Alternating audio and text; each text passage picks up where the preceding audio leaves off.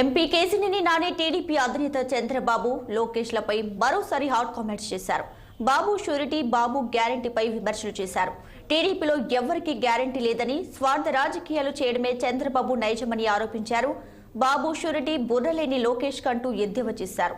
ఎన్టీఆర్ జిల్లా కంచికచెర్ల మండలం పరిటాల గ్రామంలో పర్యటించిన కేశినేని రాష్ట్రంలో టీడీపీ మరోసారి ఓడిపోవడం ఖాయమంటూ జోష్యం చెప్పారు. గర్విస్తానికి ఏమవుతుందని చెప్పాడు పబ్లిక్ మీటింగ్లో. ఏంటది ధర్మ పోరాట దీక్షలు పెట్టి నల్ల చొక్కాలు వేసుకుని మరీ తిట్టాడు. ఆ తర్వాత అవకాశవాది, పచ్చి అవకాశవాదానికి మారుపేరు. నేను ప్రత్యక్ష సాక్ష్యం వీటన్నిటి కూడా. ఎందుకంటే నేనే అవిశ్వాస తీర్మానం ప్రవేశపెట్టా. నేనే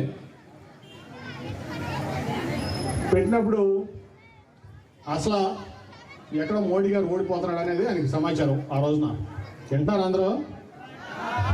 2018లో మోడీ గారు ఓడిపోతున్నారని సమాచారం. ఆ సమాచారాన్ని పట్టుకుని వీళ్ళందరినీ ఈ చిన్న చిన్న గుంపులుగా ఉన్నటువంటి పార్టీలన్నింటినీ ఇచ్చేసి ప్రధానమంత్రి అయిపోవచ్చని ఒక పెద్ద ఎత్తేసాడు. ఆయన ఎత్తేసి మోడీ గారిని, బీజేపీని తిడతా మొదలుపెట్టాడు. దాంట్లో మమ్మల్ని కూడా వాడేశాడు ఫుల్గా.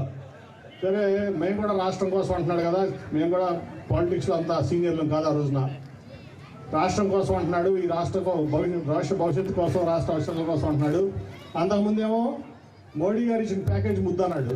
వెంటనే తిప్పి ప్యాకేజ్ ముద్దు కాదు, స్పెషల్ కేటగిరీ స్టేటస్ కావాలన్నాడు. అదైపోయింది. ప్రధానమంత్రి అయిపోదామని పాపం కళ్ళగని రాహుల్ గాంధీ పిలవలా. మేము ఉన్నాం ఆ రోజున. వెళ్ళి రాహుల్ గాంధీ దగ్గరికి వెళ్ళిపోయాడు తిన్నగా. ఆయన పిలవలేదు, అపాయింట్మెంట్ పెట్టలేదు. వెళ్ళిపోయి ఆయనతో పాటు కలిసి మరి థర్డ్ ఫ్రంట్ అన్నాడు, అది అన్నాడు, ఇది అన్నాడు. ఆ తర్వాత అన్ని రాష్ట్రాలు తిరిగాడు. తిరిగి ప్రధానమంత్రి అవ్వాలన్న ఒక ఉద్దేశంతో, దురుద్దేశంతో తిరిగి అందరినీ, మమతా బెనర్జీని, కుమారస్వామిని అందరినీ ఏకం చేద్దామని చూశాడు. కేజ్రీవాల్ అందరినీ. అయిపోయింది. ఒక్క బోర్లో పడ్డాడు కిందకి. అవునా?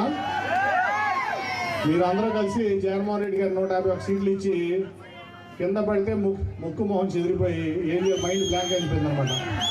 దెమ్మ తిరిగి మైండ్ బ్లాంక్ అయిపోయింది. మహేష్ బాబు పడ్డాడు కదా, ఆ టైప్లో మైండ్ బ్లాంక్ అయిపోయి ఒక పిచ్చి కొడుకుని, పిచ్చి తండ్రి, ముసలోడు అయిపోయాడు పాపం.